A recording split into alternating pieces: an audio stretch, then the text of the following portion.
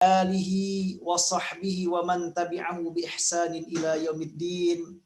Subhanaka la ilma lana illa ma 'allamtana innaka antal alimul hakim. Yang berbahagia dan sama-sama kita hormati Ketua dan seluruh pengurus Forum Pengajian Masyarakat Indonesia yang berada di Praha.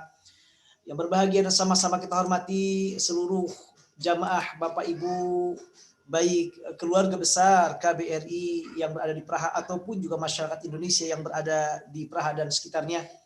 Tidak lupa juga untuk moderator sekaligus MC kita dalam kesempatan kali ini, Bapak Fajar yang berbahagia, serta hadirin dan hadirat yang dirahmati Allah Subhanahu wa taala. Alhamdulillah, dengan izin Allah mempertemukan kita semuanya dalam acara yang insya Allah muliakan, yaitu dalam rangka untuk sama-sama thalabul ilmi, mengharapkan ridha Allah Subhanahu wa taala dan juga mengkaji di antara ajaran dari agama kita yang mulia dan tercinta, agama Islam yang mulia dan kita cintai ini. Tema yang insya Allah akan kita sama-sama bahas dalam kesempatan kali ini, tentu sebagai pengantar saya akan menyampaikan dulu, nanti kita kembangkan dalam diskusi, barangkali ada juga masukannya atau juga hal-hal yang lain yang perlu kita diskusikan nanti insya Allah, yaitu berkaitan tentang pentingnya makanan halal dalam agama kita, termasuk dampak juga hal-hal yang berkaitan dengan makanan halal. Sekaligus tentunya bahayanya memakan makanan yang diharamkan dalam agama kita tercinta. Bapak Ibu yang berbahagia yang dirahmati Allah Subhanahu wa taala, makanan dan minuman merupakan di antara hal yang mendapatkan perhatian sangat luar biasa dalam agama kita. Karena bagaimana tidak, bahwa makanan dan minuman adalah merupakan di antara sebab yang membuat manusia hidup dan juga kuat beribadah kepada Allah Subhanahu wa taala.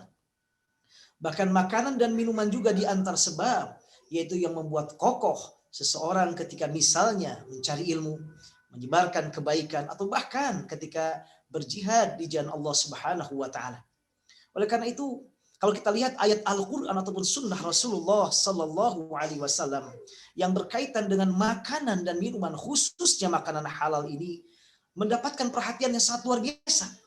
Sampai kata para ulama, Allah Subhanahu Wa Taala menyebutkan makanan yang dalam bahasa Arabnya atau bahasa Al-Qurannya dengan kata to'am itu makanan.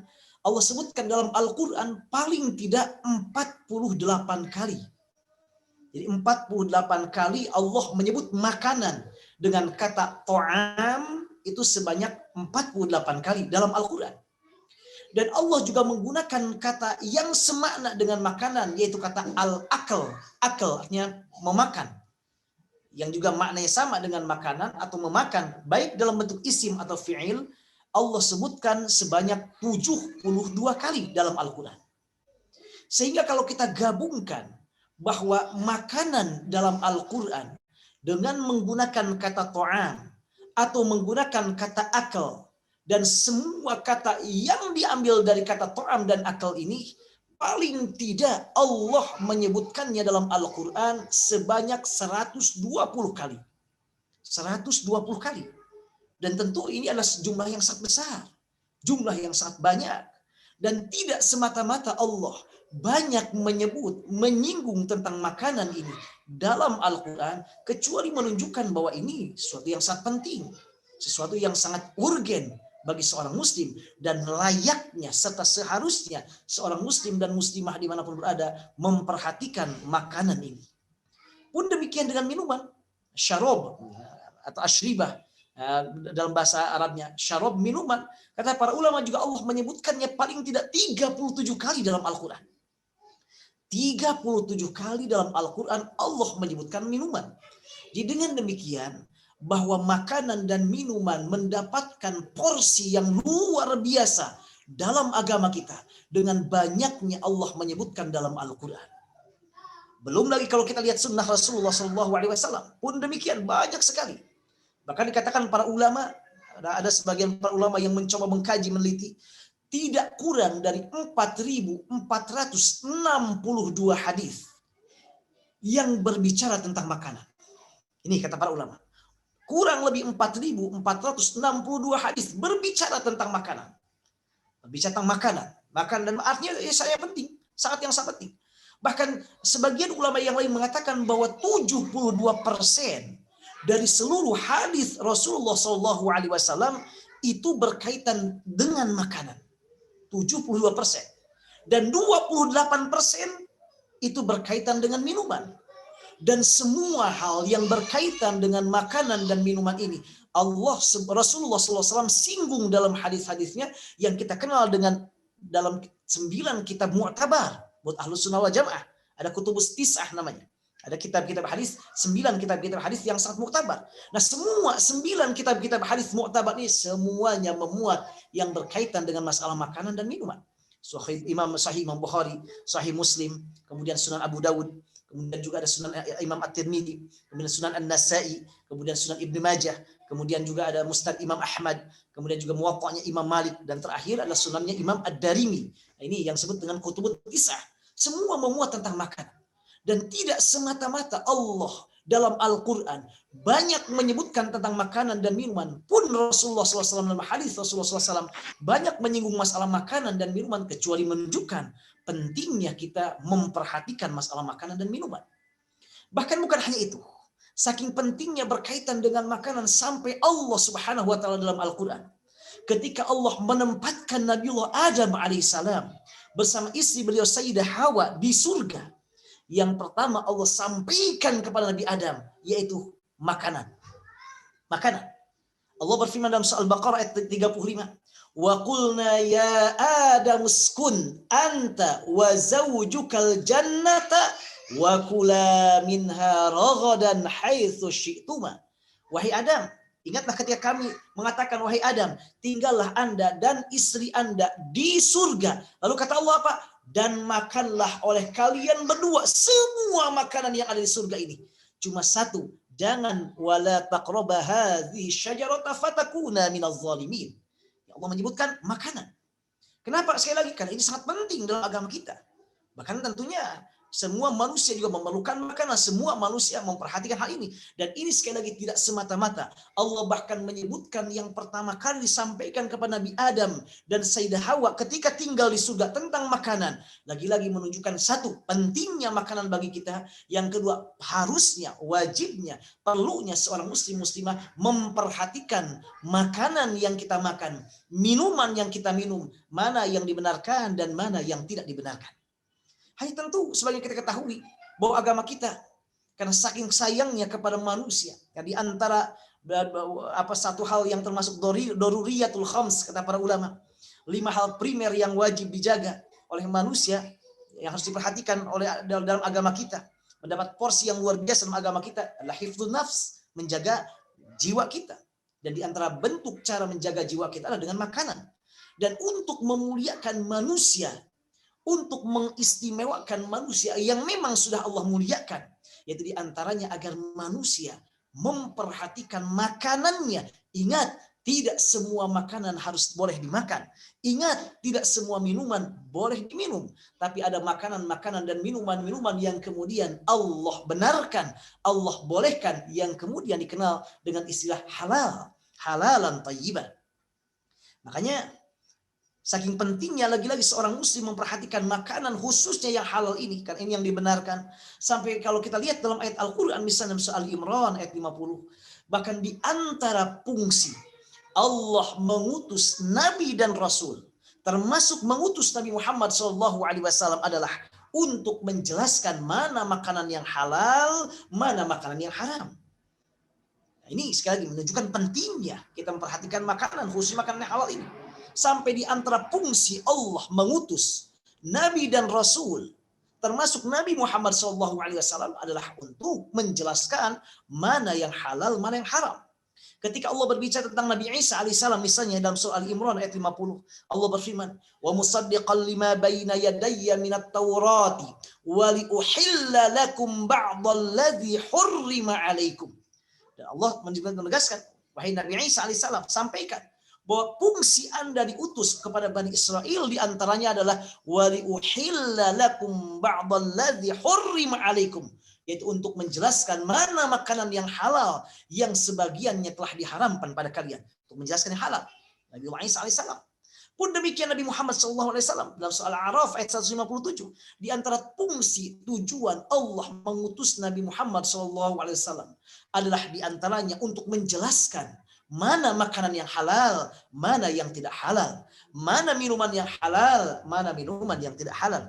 Allah berfirman, "Alladzina yattabi'una ar-rasulan nabiyyal ummiyal ladzi yajidunahu maktuban 'indahum fit Taurat wal Injil, ya'muruhum bil ma'ruf wa yanhahum 'anil munkar." Kemudian kata Allah, "Wa yuhillu lahumut thayyibati wa yuharrimu 'alaihimul khaba'ith."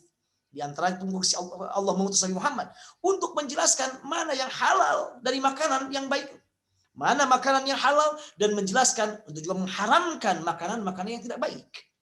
Makanan yang tidak baik diharamkan. Tentu tidak semata-mata Allah mengutus atau menjadikan di antara fungsi diutusnya Nabi dan Rasul untuk menjelaskan makanan ini, kecuali menunjukkan pentingnya kita memperhatikan makanan yang masuk kepada mulut kita, kepada badan kita, agar yang kita makan, agar yang kita minum hendaknya yang halal. Dan ingat kata para ulama bahwa halal ini ada dua macam. Ada dua bagian. Ada halal li dzatihi, memang zat makanannya halal, seperti tentunya nasi halal, kemudian juga makanan-makanan yang biasa kita makan, roti halal, kemudian juga buah-buahan halal, sayur-sayur halal. Nah, ini zatnya. Kemudian yang kedua ada halal li ghairi, halal karena sebab yang lainnya, faktor yang lainnya. Nasi tentu halal, tapi kalau dengan cara mencuri, tentu dengan cara merebut, mengambil atau berbuat aniaya pada orang lain, maka menjadi haram. Nah, haramnya bukan karena nasinya, tapi karena sebab untuk mencapai nasinya itu yang tidak dibenarkan. Jadi kita harus memperhatikan dua hal ini. Halal zat makanannya, halal juga cara mendapatkan makanan yang halal tadi. Uang tentunya halal, tapi kalau diperoleh dengan cara yang tidak dibenarkan, dengan mencuri atau yang lainnya, maka menjadi haram. Bukan haram uangnya, tapi cara mendapatkannya. Nah, itu namanya halal li ghairi. Dan yang dihalalkan dalam agama kita sangat banyak sekali. Yang diharamkan cuma sedikit. Yang diharamkan oleh Allah cuma sedikit.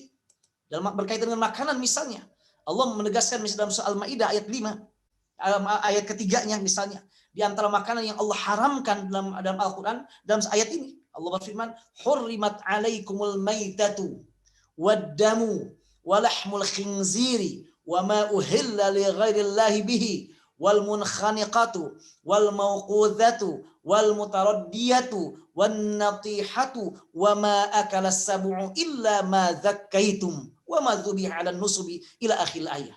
Allah mengharamkan, kata Allah yang pertama al-maitah, bangkai. Bangkai adalah tentunya sebagai kita ketahui adalah maka hewan yang tentunya dia meninggal dunia tanpa disembelih, bangkai.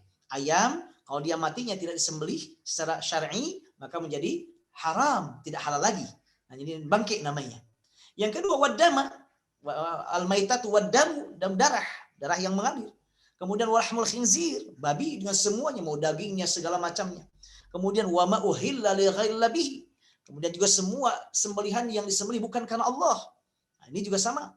Wal munkhaniqatu wal mutaraddiyatu, hewan yang dicekik atau yang dipukul, atau juga wan natihatu, kemudian juga yang jatuh, atau wal mutaraddiyatu yang jatuh, wan natihatu atau yang ditanduk, atau wa ma akala sab'u illa ma zakkaitum, atau yang dimakan oleh binatang buas, kecuali kalau kita masih mendapatkan dia hidup kemudian kita sempat menyembelihnya, memotongnya. Nah, ini yang diharamkan oleh Allah. Yang diharamkan. Jadi yang diharamkan sangat-sangat sedikit jika dibandingkan dengan yang dihalalkan.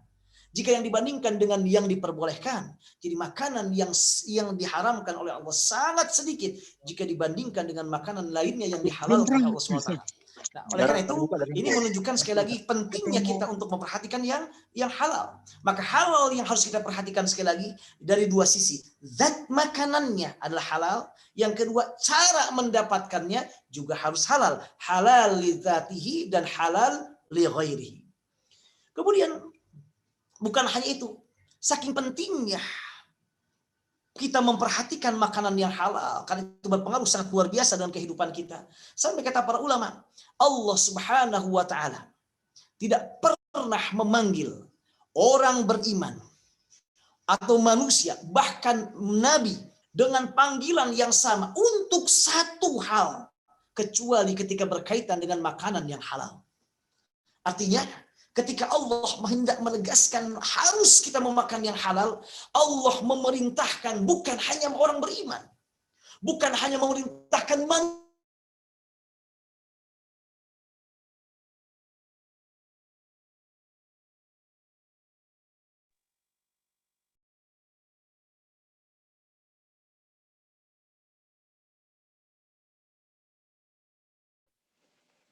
Putus.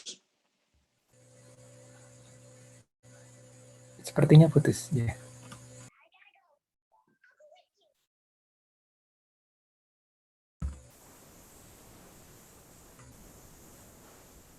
Pak Fajar, bisa japri beliau?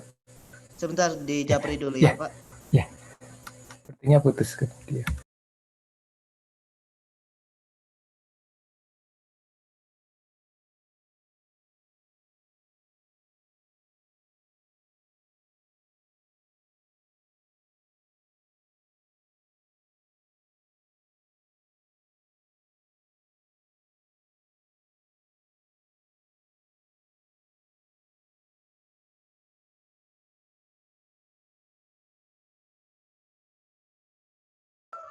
Sebentar Pak Toa lagi mungkin jaringannya lagi bermasalah di ininya.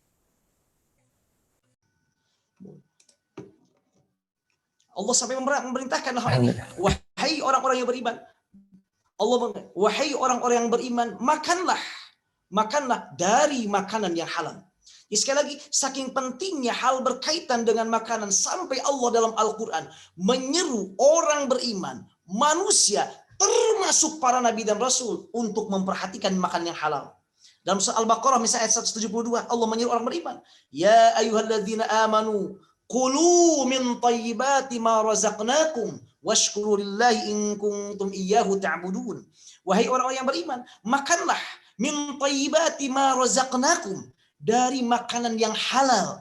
Ini Imam Ibnu Katsir dalam tafsirnya mengutip perkataan Imam Sa'id bin Jubair dan Imam Ad-Dhahhak ketika mengatakan kulu minat thayyibat ay al-halal. Makanlah dari yang baik, maksudnya adalah yang halal. Di dalam ayat ini Allah memerintahkan orang beriman, hai orang beriman, makanlah dari makanan yang halal yang telah kami karuniakan pada kalian. Kemudian Allah juga memanggil manusia. Manusia, makan juga yang halal, jangan lupa perhatikan yang halal. Sebagaimana firman Allah surah Al-Baqarah ayat 168, ya ayuhan nasu kulu mimma fil ardi halalan thayyiba. Wahai manusia, makanlah apa yang ada di muka bumi ini adalah dengan halalan thayyiban, dengan halal dan baik. Dengan Rasul, para nabi dan rasul pun Allah tetap perintahkan untuk memperhatikan makanan ini agar memakan hanya yang halal.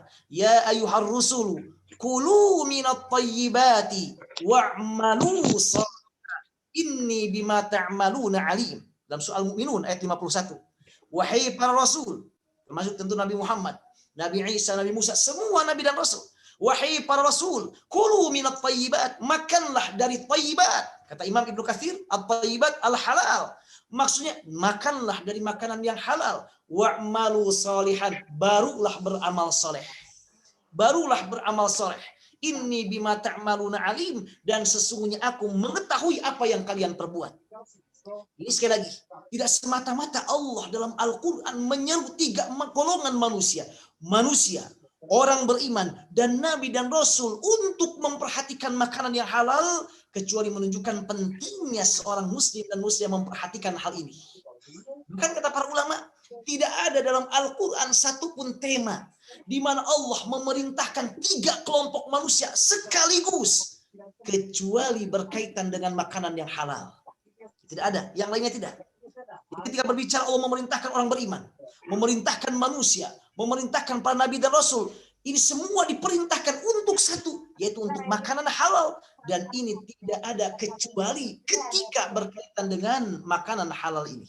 Artinya pentingnya kita menjaga, memperhatikan makanan yang halal. Sehingga mudah-mudahan Allah Subhanahu wa taala menjaga kita semuanya agar apa yang kita makan, apa yang kita usahakan senantiasa adalah dari yang halal sehingga Allah meridhai kita semuanya. Bahkan perhatikan Bapak berbahagia dalam ayat ini.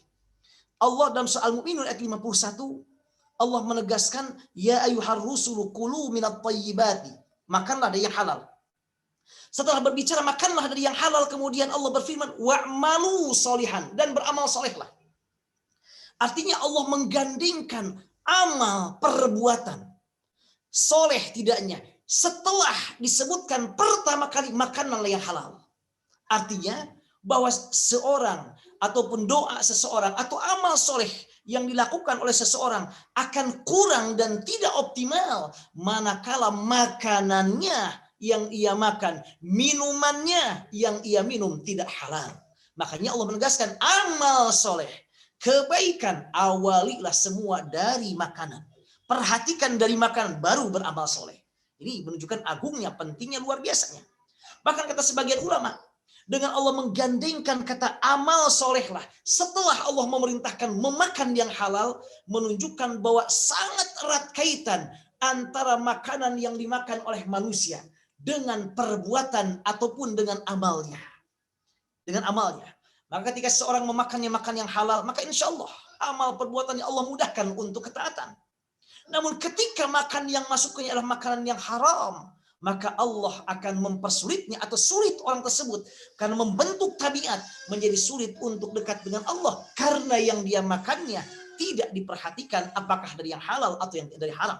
Nah, ini itu diantaranya kenapa sampai Allah menggandengkan dalam soal Mu'minun ayat 51 memakan makanan yang halal dengan beramal atau beramal saleh. Bahkan bukan hanya itu, saking pentingnya makanan yang halal sampai Allah dalam Al-Quran menyebut bahwa makanan yang halal yang telah dijelaskan oleh Allah dalam Al-Quran dan oleh Rasulullah SAW dalam sunnahnya, kemudian dijelaskan secara detail, dirincikan oleh para ulama. Allah menyebut semua yang halal itu dengan sesuatu yang baik. At-tayyib. At-tayyib. Artinya, tidak semata-mata Allah memberikan atau menyampaikan makanan yang halal, yang boleh dimakan oleh manusia, kecuali semua itulah yang terbaik untuk manusia itu sendiri. Baik dari segi kesehatannya, baik dari segi tabiatnya, baik dari segi duniawinya atau juga ukhrawinya nanti. Makanya sekali lagi, Allah saking pentingnya, saking luar biasanya halal sampai Allah menyebutkan bahwa halal dalam Al-Quran dengan kata tayyib, at-tayyib. Nah, ini diantaranya dalam ayat Al-Mu'minun tadi, ayat 51. Allah berfirman, ya ayyuhar rusul, kulu minat tayyibati. Wahai para rasul, makanlah dari at-tayyibat yang baik. Kata Imam Al-Qurtubi dalam tafsirnya Al-Jami' li Ahkamil Quran, beliau mengatakan anna rusula kullahum kadza umiru ay kulu minal halali. Bahwasanya semua rasul mereka diperintahkan agar mereka makan dari yang halal. Jadi beliau mengatakan bahwa yang dimaksud dengan at-tayyibat di sini adalah al-halal. Dan ini juga disampaikan bukan hanya Imam Al-Qurtubi, juga yang lainnya. Jadi Allah menyebutkan dalam Al-Quran yang halal ini dengan sebutan lainnya at-tayyibat. At-tayyibat artinya yang baik. Dan ini sekali ingin menunjukkan bahwa makanan yang dihalalkan oleh Allah, bahwa minuman yang dihalalkan oleh Allah hakikatnya adalah yang terbaik bagi manusia untuk kebaikan manusia itu sendiri, dari segi kesehatannya, dari segi amal di dunianya, dari segi tabiat perbuatannya, atau juga yang lebih penting untuk kehidupannya di akhirat nanti. Inilah maka saking pentingnya Allah menyebutkan dengan kata at-tayyibat. Bahkan bukan hanya itu. Ini juga disampaikan oleh Imam Ibnu Manzur, Imam Ibnu Athir misalnya. Al-Imam Ibnu Athir dalam kitab An-Nihayah fi Gharibil Hadits wal Athar, beliau mengatakan qad takarrara fil hadits dzikru at-tayyib wat tayyibat. Dalam hadis berulang-ulang Rasul menyebutkan kata at-tayyib dan at-tayyibat. Wa aktsaru ma taridu bi ma'nal halal. Dan kata beliau, dan kata at-tayyib, at-tayyibat yang disebutkan oleh Allah dalam Al-Qur'an atau khusus dalam Rasulullah SAW dalam hadis itu umumnya maksudnya adalah yaitu al-halal, yaitu makanan yang halal. Dengan demikian berarti Allah menyebutkan yang halal ini dengan kata at-tayyibat sekali lagi untuk menegaskan bahwa apa yang Allah halalkan dari makanan, apa yang Allah halalkan dari minuman, sekali lagi itu adalah yang paling baik dan terbaik bagi manusia. Bagi manusia dari sisi kesehatan ataupun dari sisi yang lainnya. Maka tidak usah ragu lagi. Dan sebaliknya, apa yang Allah haramkan baik makanan atau minuman, lagi-lagi adalah sesuatu yang tidak baik bagi manusia. baik dari sisi kesehatannya ataupun dari hal-hal yang lainnya, di sisi yang lainnya. Dan ini sudah sangat terbukti oleh para ulama ahli kesehatan bahwa dari makanan yang Allah haramkan ternyata tergantung madarat yang sangat besar, penyakit-penyakit yang luar biasa atau hal-hal yang tidak baik. Makanya Allah menyebutkan dalam Al-Quran al-halal dengan kata at-tayyib untuk menegaskan sekali lagi bahwa yang Allah halalkan adalah yang terbaik untuk kita, bukan sebaliknya. Bahkan yang menarik, kalau kita lihat dalam ayat Al-Quran, kita lihat dalam ayat-ayat Al-Quran Bapak berbahagia, Allah bahkan menggandingkan kata tayyib, tayyib yang berarti baik ini, dengan kata halal dalam Al-Quran, itu dalam 4 ayat dalam Al-Quran. Jadi ada 4 ayat dalam Al-Quran di mana Allah menggandingkan kata tayyib dengan halal. Kata tayyib dengan halal. Dan ini sekaligus untuk menunjukkan, untuk menegaskan betapa bahwa sekali lagi Allah hendak menegaskan bahwa apa yang Allah halalkan dari makanan atau dari minuman, semua itulah yang terbaik untuk kita, untuk badan kita, untuk kehidupan kita, untuk bahkan kelangsungan negara kita, untuk kelangsungan umat manusia dimanapun berada. Allah maka menggandengkan sampai 4 ayat. Pertama di antaranya surat Al-Baqarah ayat 168. Allah gandengkan, ya ayyuhan nasu kulu mimma fil ardi halalan thayyiba. Wahai manusia, makanlah semua yang ada di bumi ini dengan halalan thayyiba, halal dan baik. Halal dan baik. Para ulama berbeda pendapat tentang maksud thayyib di sini. Ada yang mengatakan thayyib adalah yang memang pas dengan kita, baik bergizinya, baik secara kesehatannya. Ada juga yang mengartikan thayyib di sini ada halal juga. Ini diantaranya disampaikan oleh Imam Abu Hayyan dalam kitab tafsirnya Al-Bahrul Muhit. Beliau mengatakan bahwa para ulama berbeda pendapat tentang masalah itu. Nah, Imam Syafi'i diantaranya mengatakan at-thayyib itu adalah mughayyirul halal. Ya, at-thayyib, maksud at-thayyib adalah berbeda dengan halal. Maksudnya adalah al-mustalad, yang enak, yang cocok sesuai dengan kesehatan dan juga dengan badan kita atau dengan tubuh kita. Sementara yang Imam Malik mengatakan bahwa kata at-thayyib dan halal adalah kata beliau huma wahidun. Keduanya adalah satu makna, bahwa thayyib adalah halal. Sehingga kalau kita mengambil pemahaman Imam Malik bahwa kata thayyib ini adalah maksudnya halal, Allah hendak menguatkan dengan kata thayyib ini. Jangan lupa, makanlah yang di muka bumi yang halal dan betul-betul halal. Thayyiban. Ini yang pertama Al-Baqarah. Yang kedua dalam surah Al-Maidah ayat 88 pun demikian. Allah menggandingkan thayyib dengan halal. Wa kulu mimma razaqakumullahu halalan thayyiba. Maka semua yang telah Allah berikan pada kalian yang halal, thayyiban dan baik. Allah gandengkan. Yang ketiga Al-Anfal ayat 96. Fakulu mimma ghanimtum halalan thayyiba. Makanlah dari ghanimah halalan thayyiba, yang halal dan thayyib. Allah gandengkan lagi. Yang keempat, yang terakhir dalam surah An-Nahl ayat 114, Allah gandengkan thayyib dengan halal. Fakulu mimma razaqakumullahu halalan thayyiba. Makanlah apa yang telah Allah rizkikan pada kalian yang halal dan baik. 4 ayat dalam Al-Quran Allah menggandengkan thayyib dengan halal.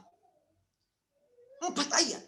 Tidak semata-mata Allah menggandengkan dalam 4 ayat thayyib dengan halal, kecuali ingin menegaskan kepada kita, wahai manusia, bahwasannya apa yang Allah halalkan, apa yang Allah halalkan, yang kita bolehkan, yang diperbolehkan untuk kita makan dan minum, sekali lagi adalah yang terbaik, yang baik untuk kita manusia itu sendiri, baik di dunia maupun di akhirat. Ini sekaligus untuk menunjukkan pentingnya kita memperhatikan hal ini. Perhatikan ini masalah halal dan thayyibnya ini. Kemudian yang berikutnya, saking pentingnya atau para ulama juga mengatakan saking luar biasanya berkaitan dengan halal ini, sampai Allah dalam ayat yang lain menegaskan, sampai dengan bahasa yang lebih tegas lagi, lebih sharih lagi dalam surah Al-Maidah ayat 4, bahwa kata Allah, yas'alunaka madza uhilla lahum qul uhilla lakumut thayyibat. Mereka bertanya kepadamu, wahai Rasulullah SAW, apa yang dihalalkan bagi mereka? Katakan, yang dihalalkan bagi mereka semua makanan yang baik. Tuh, subhanallah. Yang baik. Sampai Allah mengatakan yang baik. Artinya bahwa tidak ada satupun makanan atau minuman yang Allah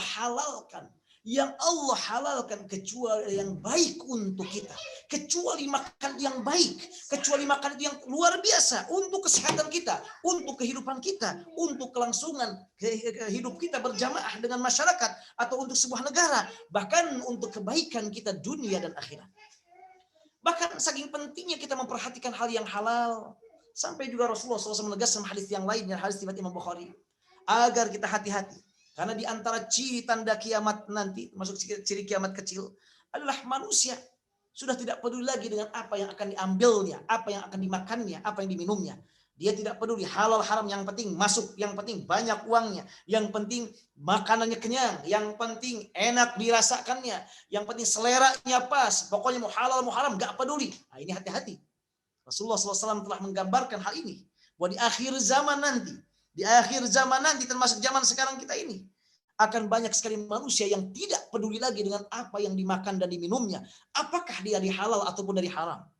Dalam hadis riwayat Imam Bukhari dalam sahihnya, diterima dari Abu Hurairah, Rasulullah SAW bersabda, la ya'tiyanna 'alan nasi zamanun, akan datang kepada manusia satu masa, la yubalil mar'u bima akhadhal mal, seseorang tidak lagi peduli dari harta yang diperolehnya, dari makanan yang didapatkannya, dari minuman yang diminumnya, amin halalin amin haram, apakah dari yang halal atau dari haram, nggak peduli lagi. Akan datang, kata Rasulullah, masa di mana manusia nggak peduli lagi apakah harta yang dia dapatkan dari yang halal atau yang dari haram. Gak peduli lagi apakah makanan yang dia makan yang dihalalkan atau yang diharamkan. Gak peduli lagi. Yang penting uang banyak, yang penting kekayaan melimpah, bagaimanapun caranya akan ditempuhnya. Yang penting rasanya pas, yang penting perutnya cocok, mau halal mau haram gak peduli, yang penting pas di lidahnya. Ini kata Rasul, hati-hati. Di akhir zaman akan muncul seperti ini, dan naudzubillah, mudah-mudahan kita tidak termasuk di dalamnya. Tetap harus perhatikan apa yang kita makan ini halalkah atau tidak. Dan ingat, halal dari dua, halal zatnya, makanannya apakah yang dihalalkan. Yang kedua, cara mendapatkan makanannya juga harus kita perhatikan, apakah dari cara yang dibenarkan atau tidak. Ini dua hal ini, sehingga ini sangat berpengaruh untuk kebaikan kita. Bahkan bukan hanya itu, di antara hal dampak yang sangat luar biasa dari makanan halal ini, atau sebaliknya, ketika seorang tidak peduli lagi memperhatikan makanannya di halal atau yang haramnya, hal yang sangat luar biasa di antara dampaknya yang disampaikan oleh baginda Rasulullah SAW, apa? Bahwa Allah tidak akan mengabulkan doa seseorang selama yang dia makannya dari yang haram. Artinya bahwa jika manusia tidak memperhatikan apa yang dimakannya, dari halal atau yang dari haram, pokoknya haram juga masuk, maka itu di antara akibatnya akan membuat doanya tidak dikabulkan oleh Allah. Doanya terhalang, tidak mustajab. Dan ini sesuai dengan sabda Rasulullah SAW dalam hadis riwayat Imam Muslim dalam sahihnya, diterima dari Abu Hurairah. Rasulullah SAW bersabda, ya ayuhan nas, inna Allah tayyib, la yaqbalu illa tayyiba. Wahai manusia, ingat, Allah itu adalah baik. Allah itu adalah luar biasa baiknya. La yaqbalu illa tayyiba, dan Allah tidak menerima kecuali dari sesuatu yang baik. Maksudnya sesuatu yang halal, bukan yang haram. Kalau berinfak bersedekah dari yang haram, tentu tidak akan Allah terima. Kalau seseorang membangun kebaikan apapun dari makanan ataupun dari hartanya yang haram, gak akan diterima. Karena Allah kata Rasulullah, Inna Allah tayyib, la yaqbalu illa tayyiba. Allah tidak menerima kecuali yang baik. Makanya bayangkan, seandainya seseorang tidak memperhatikan, tidak peduli dengan apa yang diperolehnya dari yang halal dan yang haram, maka tidak akan diterima kebaikan yang dia lakukan dari infak sedekahnya. Karena Rasulullah SAW menegaskan, Inna Allah tayyibun la yaqbalu illa tayyiban.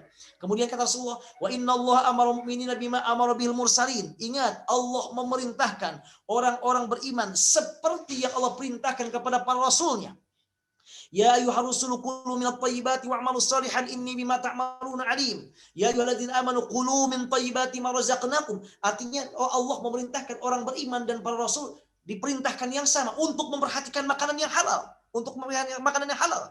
Lalu disebutkan dalam hadis tersebut, "Tsumma dzakara ar-rajula yutilu safara ash'atha aghbara yamuddu yadayhi ila as-sama'i ya Rabb wa mat'amuhu haram wa mashrabuhu haram wal malbasuhu haram wa ghudiya bil haram fa anna yustajabu lidzalik." Kemudian Rasul menyebutkan ada seorang laki-laki, dia berjalan jauh hendak beribadah, misalnya beribadah haji. Dia jalan kaki misalnya dari Irak ke Mekah, jalan kaki dari Syria langsung ke Mekah zaman dahulu kala, atau menggunakan kendaraan berhari-hari, bermalam-malam, bahkan berbulan-bulan. Ash'ath, kemudian juga aghbar, badannya, rambutnya acak-acakan, bahkan dia penuh debu. Ini saking orang ini luar biasa dalam beribadahnya, luar biasa. Dia perginya dengan keluh kesah, dengan capek yang luar biasa. Bahkan badannya pun mohon maaf sampai bau, sampai nggak terurus karena pergi untuk beribadah, yang tadinya beribadah haji. Kemudian dia berdoa, mengangkat kedua tangannya, ya Allah, ya Allah, ya Allah. Maksudnya berdoa agar dikabulkan doanya. Lalu kata Rasulullah, wa mat'amu haram, wa mashrabu haram, wa malbasu haram, wa ghudhiya bil haram, fa anna yustajabu lidzalik. Sementara makanan yang dia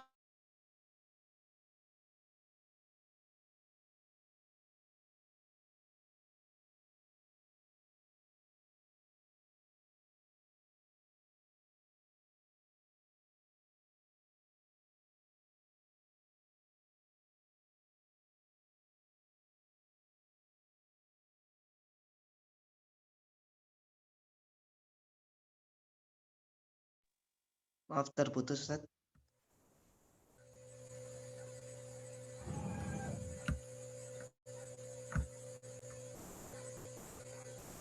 Masih nyambung sepertinya, Ustaz. Terputus sebentar.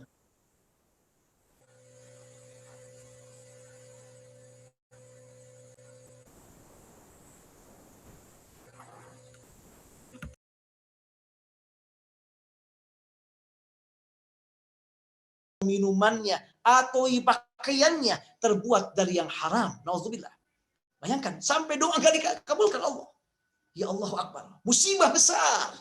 Musibah besar manakala seandainya doa kita tidak dikabulkan oleh Allah. Sementara keinginan kita, permohonan kepada Allah, Masya Allah banyak sekali.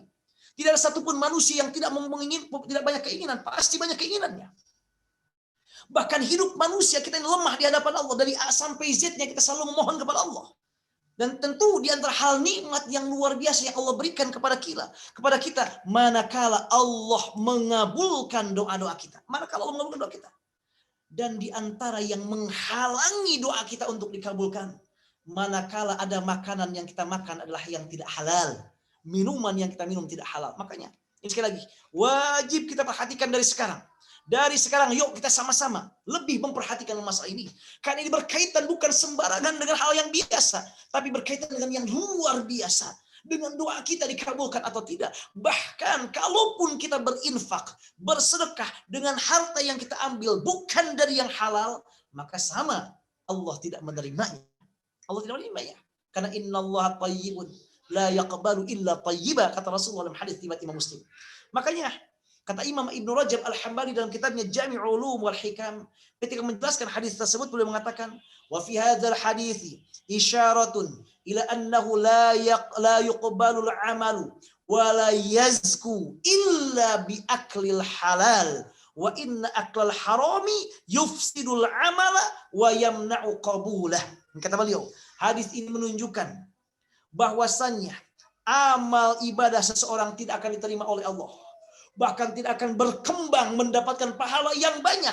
Kecuali dengan syarat bahwa hamba tersebut telah memperhatikan makanan yang dimakannya halal atau tidaknya. Baik halal li dzatihi atau li ghairihi. Selama makanan yang dimakannya adalah tidak halal, kata Ibnu Rajab Al-Hambali dalam kitabnya Jami' Ulum Al-Hikam, maka Allah tidak akan menerima amalnya. Dan Allah tidak akan mengembangkan amalnya. Dalam arti tidak akan memberikan pahala dari amal yang dilakukannya. Dari kebaikan yang dilakukannya. Jika makanan yang dimakannya tidak dari yang halal. Kemudian kata beliau, wa inna aklal harami yufsidul amala wa yamna'u qabulah. Dan ketahuilah, hadis ini juga menunjukkan bahwa memakan makanan yang haram dapat merusak amal ibadah kita. dapat merusak ibadah yang kita lakukan, dan juga dapat menghalangi diterimanya ibadah tersebut oleh Allah Subhanahu wa taala. Allahu akbar. Allahu akbar. Berarti bukan hanya tidak terima doanya, bukan hanya tidak dikabulkan doanya, bahkan amalnya pun maka diragukan diterima tidaknya oleh Allah Subhanahu wa taala ketika yang kita makan dan kita minum tidak lagi kita perhatikan dari yang halal ataupun yang haram. Mudah-mudahan kita perhatikan. Bahkan yang lebih luar biasa lagi, saya mendapatkan dalam hadis riwayat Imam Muslim. Saya mendapatkan dalam hadis riwayat Imam Muslim dalam sahih. Diterima dari Umar bin Khattab. Saking pentingnya kita makan yang halal. Dan hati-hati jangan menyentuh yang diharamkan, baik zatnya ataupun sebab usahanya. Hati-hati. Sampai disebutkan dalam hadis riwayat Imam Muslim. Ada seseorang yang gugur syahid di medan perang. Seorang sahabat gugur syahid di medan perang. Syahid, ada lagi. Gugur syahid di medan perang ketika berperang dengan agama Allah, untuk agama Allah bersama Rasulullah SAW, lalu dia gugur syahid. Dan tentu orang yang gugur syahid, masya Allah, pahalanya sangat luar biasa. Pahalanya sangat luar biasa. Bahkan seperti kita ketahui, dia tidak perlu lagi dimandikan, biarkan kuburkan dengan darahnya yang bercucuran, saking luar biasanya. Belum lagi pahalanya dia bisa memberikan syafaat kepada sekian orang dari keluarganya. Kemudian juga dinikahkan dengan sekian banyak bidadari, masya Allah. Setiap darah yang keluarnya, yang pertama keluar, Allah ampuni dosa-dosanya. Luar biasa orangnya syahid, pahalanya luar biasa. Ada seorang sahabat, dia ikut berperang bersama Rasulullah, lalu dia gugur syahid. Syahid. Hanya apa yang terjadi? Jadi kata Umar bin Khattab, qala lamma kana yaumu Khaybar, aqbala nafarun min sahabati Nabi sallallahu alaihi wasallam faqalu fulanun syahid, hatta marru ala rajulin faqalu fulanun syahid. Ketika perang Khaybar, ada sekelompok para sahabat yang mengatakan si fulan telah gugur syahid, masya Allah. Si fulan telah gugur syahid, masya Allah. Ahli surga, insya Allah. Ahli surga luar biasa. Nih kata para sahabat. Tiba-tiba Rasulullah SAW kemudian mengatakan, faqala Rasulullah SAW, kalla. Kata Rasulullah, tidak, dia tidak syahid.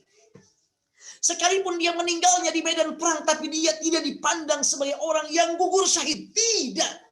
Ini Rasulullah mengatakan, kalla. Sekali-kali tidak. Tidak. Padahal betul dia meninggal di medan perang. Benar dia terbunuh di medan perang. Syahid. Menurut syahid. Hanya Allah menyampaikan, memberitahukan kepada Nabi Muhammad tentang sahabat tadi. Kata Rasulullah, kalla, dia tidak syahid. Meninggalnya tidak syahid. Kenapa? Bahkan kata Rasulullah, inni ru'aituhu finnar.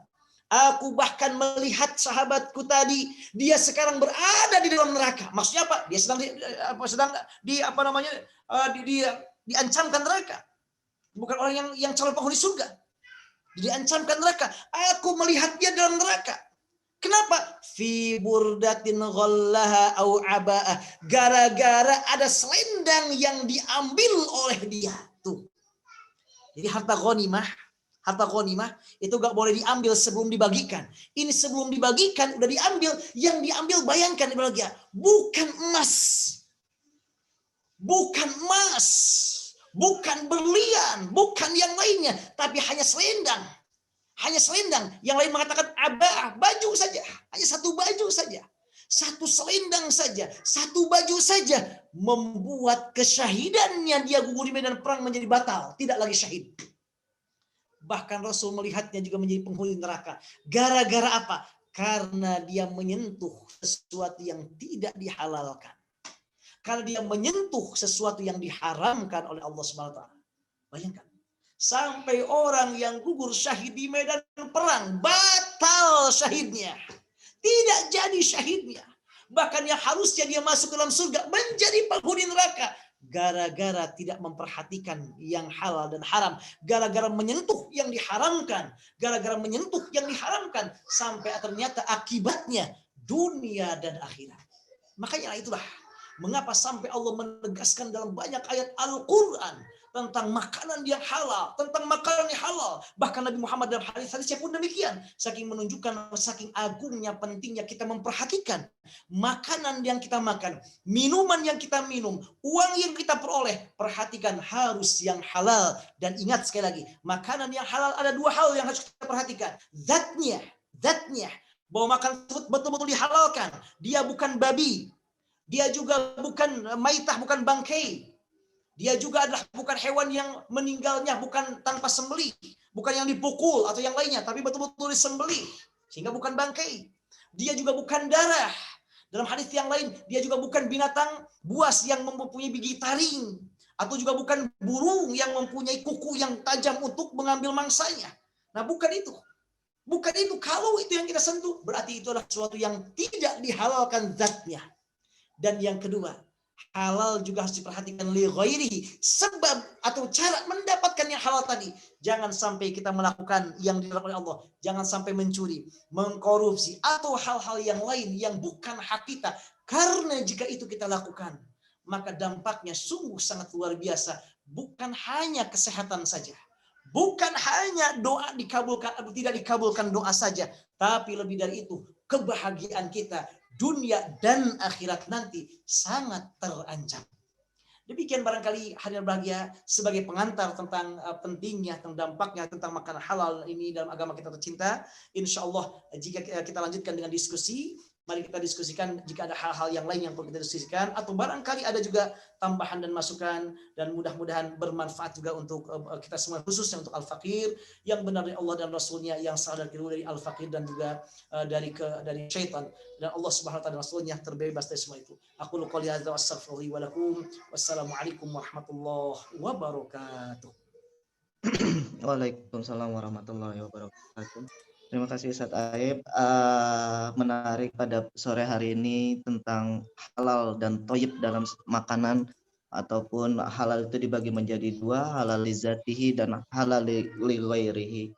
Nah, Bapak Ibu, bagi yang memiliki pertanyaan silahkan diajukan, bisa melalui forum chat ataupun langsung bicara melalui video Zoom kali ini. Silahkan Bapak Ibu.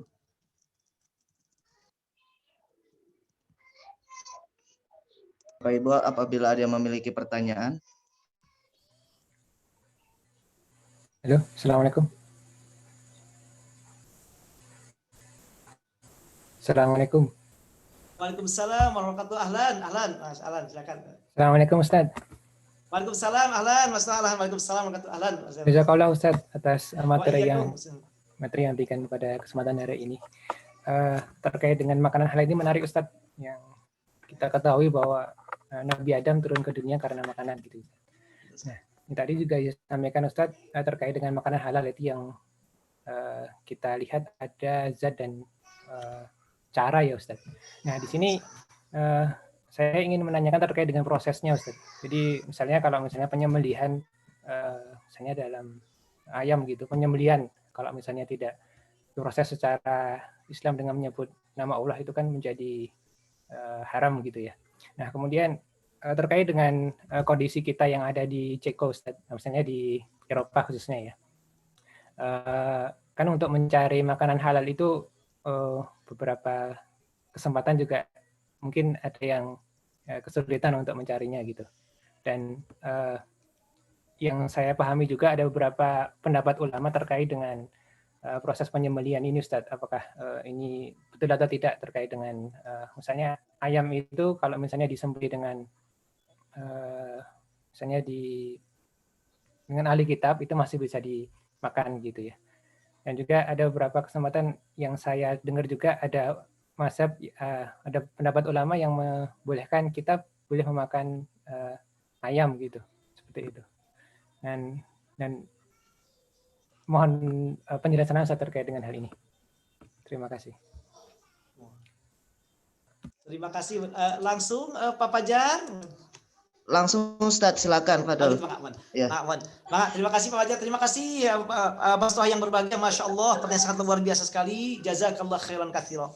Ini pertanyaan sangat bagus sekali. Pertama, memang para ulama sangat berbeda pendapat tentang masalah ini, termasuk dalam cara menyembelihnya, termasuk misalnya tentang apakah seorang muslim kalau memotong hewan tidak membaca bismillah, apakah boleh atau halal atau tidak. Nah, ini saya sedikit kupas masalah ini sebentar.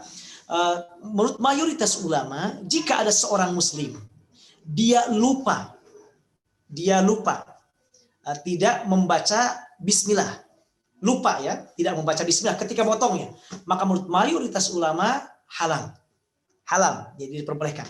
Dengan dalil, dengan firman Allah SWT adalah Rabbana la tu'akhidna in nasina aw akhtana, atau hadis riwayat Imam Abu Dawud dalam sunannya, rufi'an ummati al-khata' wa nisyan. Tidak apa, artinya Allah mengangkat, tidak menganggap sebagai tidak berakibat dengan hukum, yaitu jika dilakukan oleh umatku karena kesalahan atau karena lupa. Ini karena lupa. Namun apakah kalau dia sengaja sekarang nggak membaca bismillah, dia nggak lupa? Kalau lupa, sekali lagi lupa, seorang muslim lupa memotong hewan, ayam, sapi, domba, nggak baca bismillah, lupa. Maka menurut mayoritas ulama, jumhur ulama mengatakan halal.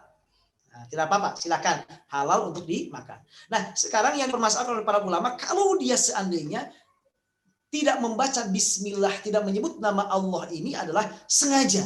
Jadi seorang muslim sengaja tidak membaca, tidak membaca nama Allah ketika memotongnya. Nah, ini kalau sengaja, mayoritas ulama mengatakan tidak boleh memakannya, ini tidak halal. Tapi dalam mazhab Syafi'i boleh memakannya. Jadi dalam mazhab Syafi'i, seorang muslim membaca menyebut nama Allah ketika memotong hewan bukan harus, bukan wajib, bukan rukun, tapi sebaiknya. Artinya kalau ada seorang muslim dia tidak membaca nama Allah, baik sengaja atau tidak sengaja, baik sengaja atau karena lupa, maka halal makanannya. Jika kalau saya terjadi demikian, maka kita ambil mazhab Syafi'i, hemat saya adalah khususnya di daerah Ceko itu lebih bagus. Yang kedua, kata para ulama, berkaitan dengan makanan, yaitu yang berada di negara, khususnya misalnya di Ceko atau di Eropa atau yang lainnya. Itu yang disembelih oleh sembelihan bukan orang muslim. Nah, misalnya makanan yang di kaleng atau mungkin di restoran, atau kita mungkin datang ke toko daging yang masih jarang sekali yang halalnya, sehingga kita mengambil beli daging sapi, daging ayam, atau yang daging-daging yang dihalalkan. Apakah hukumnya dalam hal ini? Nah, dalam hal ini kita mengambil hemat Al-Faqih adalah fatwa yang dikeluarkan oleh MUI Mesir, Darul Ifta Mesir. Beliau mengatakan bahwasanya pertama, bahwa jika kita membeli makanan atau khususnya membeli daging yang berada khususnya negara yang berada di negara non muslim, selama memenuhi 3 syarat, maka halal makanannya. 1 syaratnya, pertama, bahwa daging yang dibeli adalah daging yang dihalalkan. Daging yang dibeli adalah daging yang dihalalkan. Artinya bahwa yang seperti ayam misalnya, binatang ternak, bukan daging babi, bukan juga daging-daging yang lainnya yang diharamkan. Tapi yang dihalalkan. Dalam mazhab Syafi'i termasuk nggak boleh juga kodok. Dalam mazhab Syafi'i haram kodok. Tapi dalam mazhab yang lain diperbolehkan. Dalam mazhab Syafi'i kodok tidak boleh. Kemudian juga timsah itu buaya, itu tidak diperbolehkan. Ular tidak diperbolehkan. Tapi dalam mazhab yang lain itu membolehkan. Tapi yang jelas misalnya dia ada yang dibelinya adalah bukan babi. Itu yang disepakati oleh para ulama sesuai dengan firman Allah SWT. Jadi yang pertama syaratnya kalau kita membeli daging di negara-negara yang umumnya mayoritasnya non muslim, termasuk di Ceko misalnya, pertama bahwa yang daging kita beli jelas halalnya, ayam atau sapi atau domba. Yang kedua bahwa daging atau ayam tersebut disembelih, ini dipotong, baik dengan alat ring misalnya begitu, nggak ada masalah. Yang penting dipotong, disembelih. Bukan yang dicekik, bukan yang dipukul. Karena zaman sekarang ada juga yang sebagian yang katanya cara membunuhnya itu biar rasanya enak, katanya tidak dikeluarkan darahnya tapi dipukul. Nah, itu tidak diperbolehkan. Itu masuk dalam firman Allah tadi yang kita bacakan dalam surah Al-Maidah ayat 3, yaitu wal munkhaniqatu khanimat alikumul maitatu waddamu wa lahmul khinzir wa ma uhilla li ghairillahi wal munkhaniqatu. Nah, ini tidak diperbolehkan. Yang dicekik wal mauqudatu wal mutaraddiyatu wan natihatu, atau yang dipukul, tinggal diperbolehkan. Jadi yang kedua syaratnya hewan tersebut adalah dipotong. Yang ketiga, yang memotongnya adalah muslim atau ahlul kitab. Jadi kalau kita tahu yang memotongnya dia muslim atau ahlul kitab, siapa ahlul kitab? Yahudi dan Nasrani. Sekalipun mereka sudah mengakui trinitas, karena mereka sudah mengakui hal itu juga sejak zaman Rasulullah SAW. Nah, jadi artinya kalau yang memotongnya ini adalah dia satu orang muslim atau orang Kristen atau orang Yahudi, cuma 3 aja, Islam, Kristen atau Yahudi, jika memenuhi 3 persyaratan maka halal, tidak ada masalah kita memakannya. Kenapa demikian? Ini sesuai dengan firman Allah Subhanahu wa taala surah Al-Maidah ayat 4, kata Allah, yas'alunaka madza uhilla lahum qul uhilla lakumut thayyibat maaf, dalam ayat ke-5-nya, al-yauma uhilla lakumut thayyibat wa ta'amul ladzina utul kitaba hillul lakum wa ta'amukum hillul lahum. Makanan ahlul kitab halal bagi kalian dan makanan kalian halal bagi mereka. Maksud ta'am di sini kata para ulama tafsir, para ahli tafsir adalah maksudnya adalah daging, sembelihan.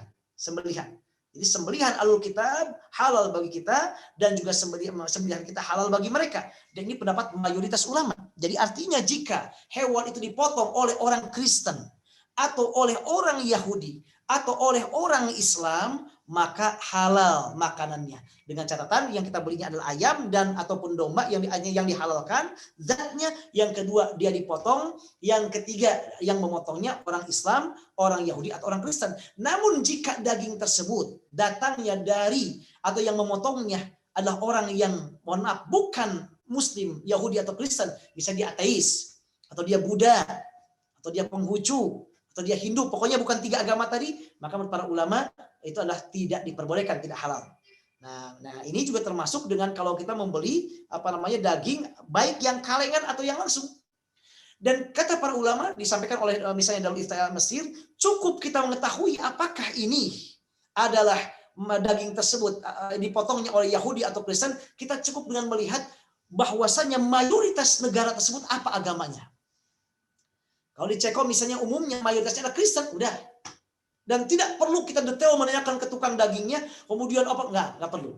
Nah ini secara hukum, Beda lagi kalau warok, karena dalam agama kita tidak diperboleh kita asal dalam agama kita adalah husnuzon kepada orang lain. Berbaik sangka kepada orang lain sekalipun kepada non-muslim. Pokoknya kita masuk di Ceko, ini umumnya orang Ceko, masyarakat Ceko adalah orang-orang Kristen. Maka, dan yang kedua adalah ayam ataupun daging ataupun sapi misalnya yang dijual itu dipotong, mereka memotongnya dan kita membeli itu, maka halal, tidak ada masalah. Namun kalau seandainya ada toko Turki di sana yang memang menjual yang halal, maka itu lebih baik. Meskipun sekali lagi secara hukum MUI Mesir Darul Ifta Mesir mengatakan bahwa daging yang dijual oleh yang berada di negara-negara muslim atau bahkan yang sampai ke negara muslim, selama satu, daging yang dibeli adalah daging yang dihalalkan.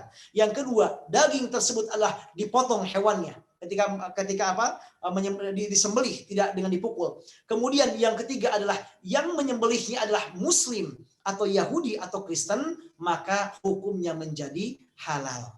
Demikian, wallahu a'lam bishawab. Bagaimana Ustaz Pak Toha? Ya Ustaz, jazakallah khair. Ya, selanjutnya Bapak Ibu ada yang mau ditanyakan? Bapak Ibu yang mau ditanyakan ataupun ada yang ragu-ragu di dalam hatinya, ragu-ragu untuk yang ditanyakan ataupun di luar dari topik, misalnya makanan halal ini, mungkin nanti bisa dibantu Ustaz Aib untuk menjawabnya, Bapak Ibu.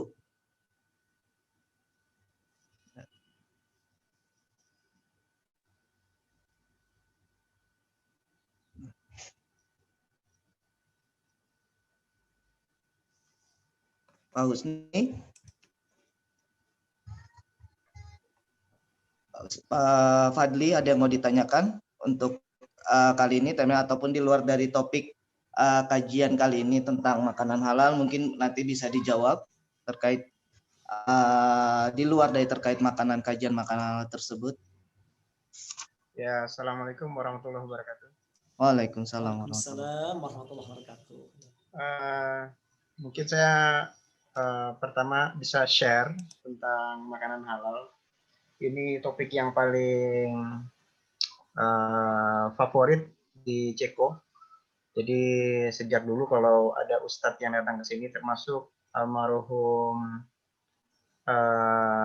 Kiai Haji Ustadz Hasim Muzadi, dulu sering ke Praha juga, dan berkali-kali sebenarnya kita juga tanyain tentang hal ini. Jadi mungkin nanti bisa ditambahkan oleh Ustadz Aib Saifullah terkait dengan hal ini, bagaimana keterangan dari Kiai itu terkait dengan tadi untuk khususnya daging, apakah itu daging ayam atau daging sapi, penjelasan yang diberikan oleh Kiai Haji Hasyim Muzadi itu adalah, seingat saya, walaupun kita tidak mengetahui asal muasal dagingnya, apakah yang memotong itu adalah Muslim atau Yahudi atau Kristen, tetap katanya itu halal. Ketika kita mau makan itu baca Bismillah, artinya itu dibolehkan, dihalalkan. Itu yang pertama terkait dengan hal itu. Terus mungkin yang kedua, saya mau bertanya, karena kebanyakan di sini kan kita banyak orang Indonesia kerja di restoran. Nah, seringkali kita ketemu mampir sama teman, kebetulan mereka WNI kerja di restoran, terus karena kita kenal sama orangnya, terus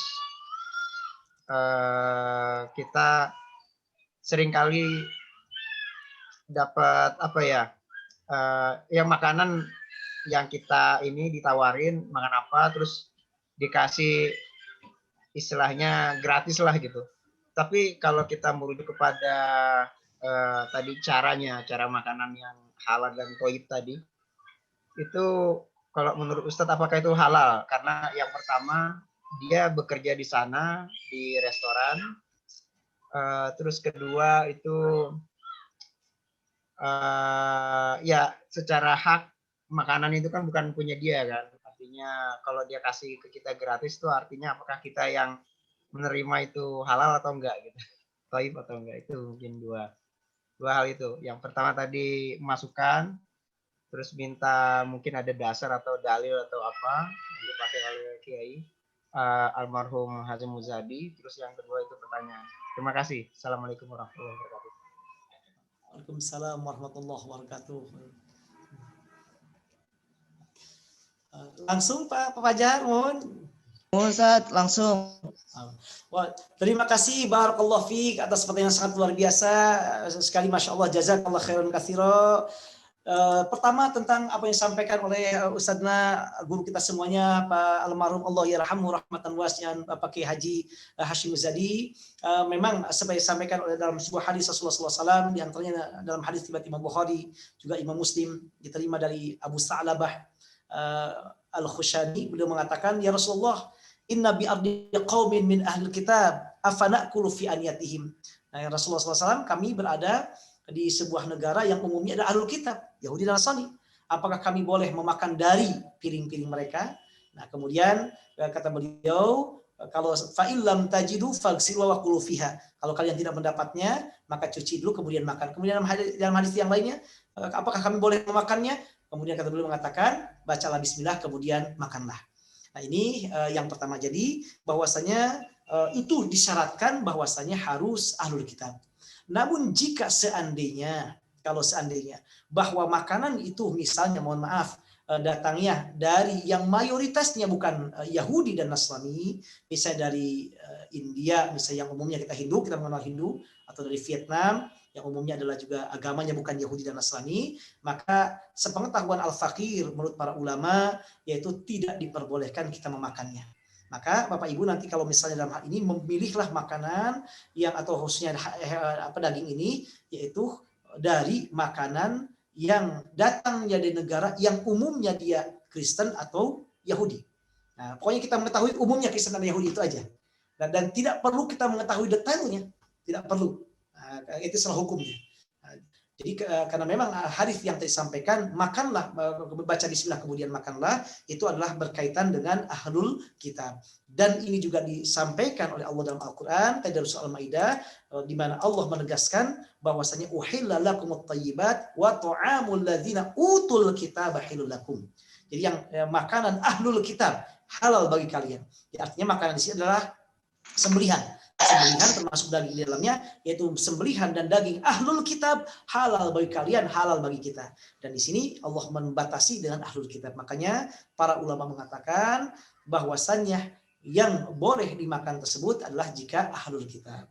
Namun jika daging tersebut datangnya bukan dari orang Yahudi atau orang Kristen, atau bukan dari negara yang mayoritasnya Yahudi atau Kristen, atau bukan disembelih oleh orang Yahudi atau orang Kristen, maka sekalipun kita membaca bismillah, kata para ulama tetap tidak diperbolehkan. Karena hadis yang mengatakan yaitu apabila datang bacalah bismillah kemudian fakulu dan makanlah, itu adalah khusus berkaitan dengan ahlul kitab, ditambah dengan hadis dan juga ayat-ayat yang lainnya.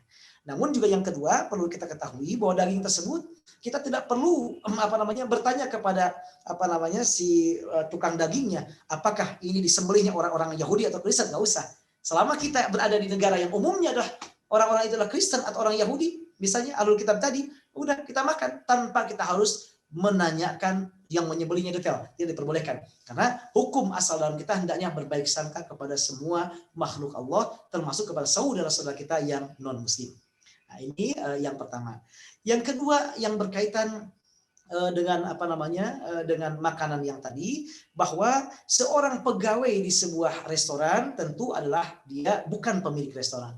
Nah, makanya kalau seandainya pegawai tersebut misalnya memberikan makanan kepada teman, nah tentu kita lihat kalau seandainya memang itu adalah makanan mungkin dari beliau, atau juga mungkin pemilik restoran membolehkan kita memberikan makanan, pegawai memberikan makanan, maka tidak ada masalah, tidak apa-apa. Dan kita mengambil husnuzon ini, berbaik sangka. Jika kalau kita datang ke restoran, teman kita bekerja di restoran, lalu dia menghidangkan makanan, udah kita langsung aja makan tanpa kemudian ingin tahu lebih detail lagi. Karena kita husnuzon, insya Allah, karena banyak kemungkinan. Mungkin ini dia yang membayarnya, mungkin ini jatah dia makanan, mungkin dia ini juga adalah dibolehkan oleh pemilik restorannya. Jadi kalau seandainya kita dihidangkan makanan oleh saudara kita atau teman kita yang bekerja di restoran, maka kita boleh memakannya dan kita husnuzon, insya Allah makanan itu adalah yang diperbolehkan oleh tuan rumahnya, atau mungkin oleh pemilik restorannya, atau mungkin makanan itu adalah makanan beliau, atau juga mungkin makanan tersebut adalah makanan dibeli oleh beliau untuk kita. Namun jika seandainya nanti kita tahu bahwasannya orang ini atau teman kita ini suka memberikan makanan yang itu dilarang oleh bosnya, nggak boleh. Misalnya kita tahu betul-betul yakin tahu demikian, maka baru kita tidak boleh memakannya. Namun selama kita tidak mengetahui secara yakin bahwa bosnya itu melarang, kita tetap berbaik sangka dengan teman kita, dan karena banyak kemungkinan, berbagai kemungkinan, mungkin dari uang dia, mungkin dibolehkan oleh pemilik, oleh bosnya dan sebagainya, maka insya Allah yang kita makan tadi adalah halal dan halal insya Allah. Wallahu a'lam bishawab. Alhamdulillah. Gimana Pak Fadli? Ya, insya Allah. Jelas. Insya Allah. Oke. Selanjutnya ada yang mau ditanyakan Bapak Ibu? Mohon izin bertanya.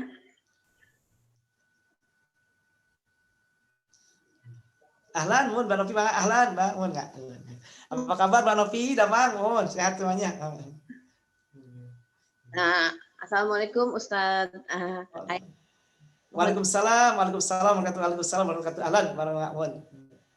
Kalau seandainya kita makan di restoran itu dan di restoran itu menyajikan menu yang jelas haram seperti babi atau anjing, apakah berarti makanan yang lain juga jadi ikut haram, Ustadz? Mohon pencerahannya, makasih. Masya Allah. Terima kasih Mbak Novi yang berbahagia, pertanyaan sangat bagus sekali ini. Masya Allah, barakallahu fiik wa jazakillah khairan katsiran.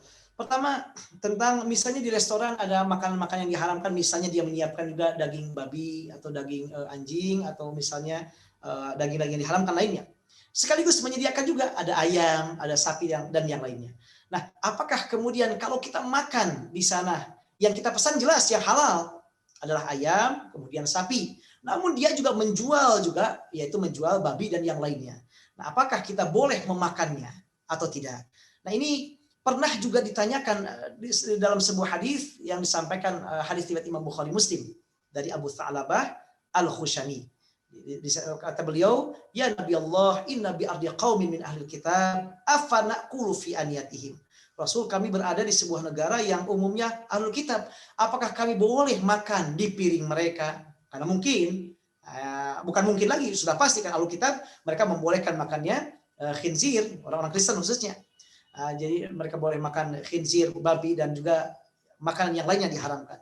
Atau mungkin juga gelasnya dipakai mungkin wine, minuman keras dan yang lainnya. Kemudian kata Rasulullah SAW, amma ma dzakarta min ahlil kitab fa in wajadtum ghairaha fala taqulu fiha. Kalau kamu mendapatkan ada piring yang lain, maka jangan makan di piring itu. Fa illam tajidu, kalau enggak dapat lagi kecuali piring itu bekas mereka babi, bekas mereka minuman keras, fagsiluha, cucilah lebih awal, wa qulu fiha, lalu makanlah. Ini hadis riwayat Imam Bukhari Muslim.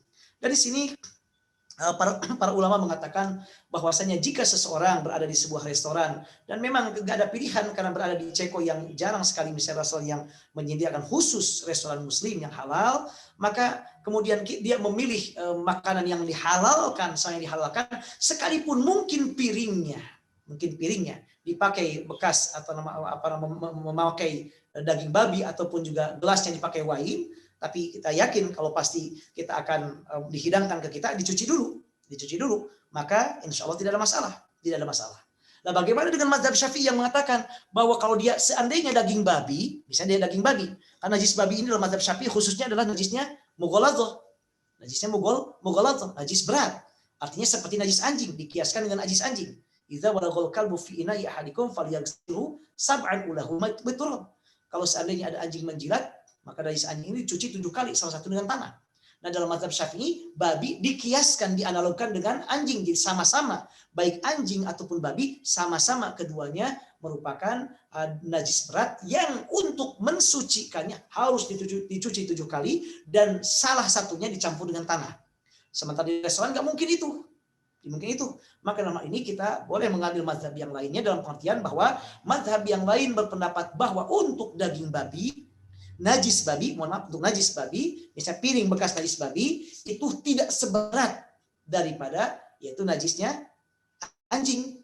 Artinya bahwa menurut para ulama ini, dan juga ini dikuatkan oleh Imam Nawawi, seorang ulama terkenal dalam mazhab Syafi'i, beliau merojihkan pendapat ini bahwa untuk misalnya dia najisnya adalah najis babi, cukup mencucinya dengan 1 kali saja, kemudian dikasih sabun, selama udah bersih, gak ada lagi di sana satu dagingnya, nggak ada tulangnya, maka itu ada sudah suci.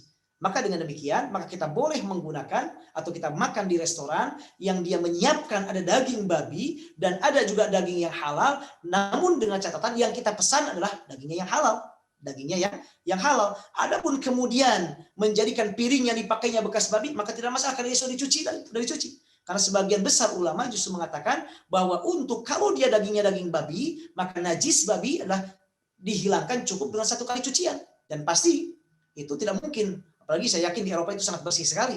Tidak mungkin piring bekas daging babi langsung disimpan untuk menyimpan daging ayam kita. Tidak mungkin. Pasti dicuci dulu. Artinya udah hilang najisnya. Lalu kalau kita pakai simpan makanan yang halal kita, maka tidak ada masalah.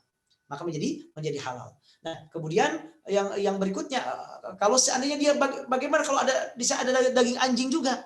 Daging anjing juga diperdebatkan oleh para ulama. Bukan daging anjing, maaf. Najis anjingnya diperdebatkan oleh para ulama. Dalam mazhab Maliki, maka anjing ini adalah suci. Tidak najis berat seperti dalam mazhab Syafi'i. Ini dia suci.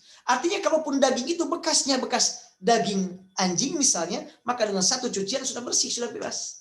Maka kemudian menjadi piring tempat makanan kita yang halal, tempat ayam ataupun yang lain, maka menjadi halal. Dengan demikian, maka hemat Al-Fakir bahwasanya memakan di makanan restoran yang bercampur antara halal dan haram, selama yang kita makannya adalah makanan yang halal, bukan yang haram, maka semua adalah menjadi halal, tidak kemudian menjadi haram. Nah, tidak kemudian menjadi haram, dan jangan lupa sebelum makannya kita membaca Bismillahirrahmanirrahim, dan kita yakin bahwa di Ceko adalah umumnya adalah Kristen ataupun Yahudi, maka makanan yang kita makan ayam ataupun daging yang lainnya maka halal, dan sekalipun dia menjual yang lainnya karena memang sudah dicuci piringnya sudah dicuci dan ataupun yang lainnya sudah dicuci, maka bismillah saja, makanlah dengan izin Allah dan juga halal insyaallah dan tidak haram. Kecuali kalau kita memang ada restoran yang jelas-jelas halal, maka tentu pilihan kita ke sana yang semuanya halal. Namun jika jarang atau bahkan sedikit sekali, tidak ada masalah.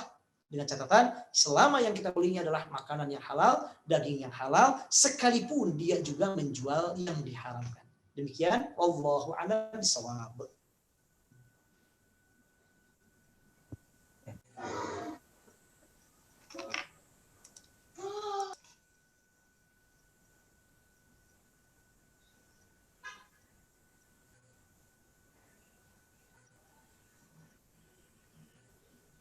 Oke, terima kasih Bu Novi.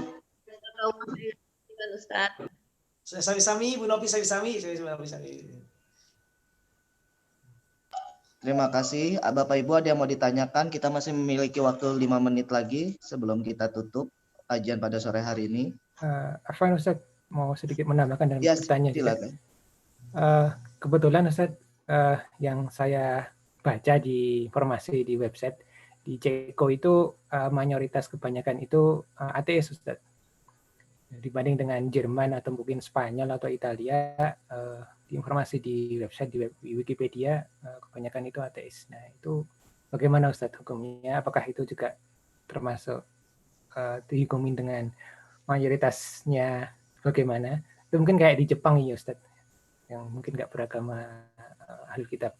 Kemudian yang berikutnya yang kedua Ustaz, mungkin sedikit kondisi kalau misalnya tadi terkait dengan kita memakan dengan piring yang kita tahu bahwa di situ ada campuran, misalnya dipakai untuk memasak daging babi ataupun daging anjing gitu, kalau mungkin sudah dicuci gitu. Nah, kondisinya kalau misalnya kayak gitu di Indonesia Ustaz, ini misalnya ada teman kita yang non Muslim gitu mengundang kita untuk datang ke rumah.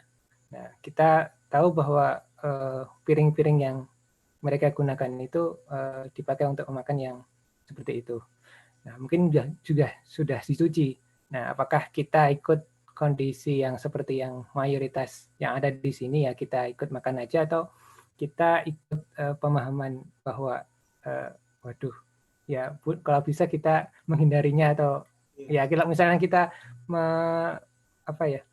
menolak undangan silaturahim itu kan kadang juga sebagai seorang muslim juga kurang bagus ya Ustaz ya. Mungkin seperti itu Ustaz. Terima kasih. Assalamualaikum warahmatullahi wabarakatuh. Waalaikumsalam warahmatullahi wabarakatuh. Langsung Pak Fajar. Silakan Ustaz, langsung Ustaz. Terima kasih Masya Allah, luar biasa sekali. Fatwa barakallahu fiik wa jazakallahu khairan katsiran. Pertanyaan sangat bagus sekali. Yang pertama adalah jika kita lihat bahwa website yang menampilkan ini, karena memang kalau kita melihat banyak di internet pasti banyak informasi. Termasuk misalnya di Australia juga sudah banyak bahwa sekarang udah ateis demikian bisa. Tapi kita lihat website yang memang muktabar, yang bisa kita percaya. Misalnya website tersebut disampaikan oleh pemerintah setempat atau KBRI misalnya. KBRI menyampaikan bahwasanya mayoritas Ceko ini adalah agamanya Kristen ataupun Yahudi. Nah, jadi itu yang kita ambil, kita pegang. Nah, jadi tidak melihat misalnya website-website yang memang hanya memiliki kelompok atau kepunyaan satu kelompok komunitas tertentu. Kita ambil yang muktamadnya, yang besarnya, yang betul-betul insya Allah itu adalah yang paling kuat. Nah, itu yang pegang, yang pemerintah yang mengeluarkan, atau KBRI, atau mungkin kalau di sana ada Islamic Center saya yakin ada di mana-mana. Nah, kita lihat websitenya apakah mayoritasnya tetap dikatakan Kristen atau Yahudi. Nah, itu yang kita pegang. Namun jika seandainya menurut website yang resmi tersebut keputusan pemerintah dari Ceko mengatakan bahwa mayoritas adalah ateis, maka hukum berubah. Hukumnya berubah. Karena tadi yang diperbolehkan adalah ahlul kitab saja. Ya, wa ta'amul ladzina utul kitab, yaitu adalah Yahudi dan Kristen. Namun kalau seandainya kita melihat ternyata itu adalah menurut website resminya, atau yang kita anggap insya Allah ini yang paling valid, nah, paling tidak dari Islamic Center yang berada di sana, atau mungkin dari KBRI atau dari pemerintah setempat, bahwa mayoritas adalah Kristen sekian, meskipun Kristennya KTP, meskipun Yahudinya misalnya KTP, nggak ada masalah. Nah, maka kita pegang.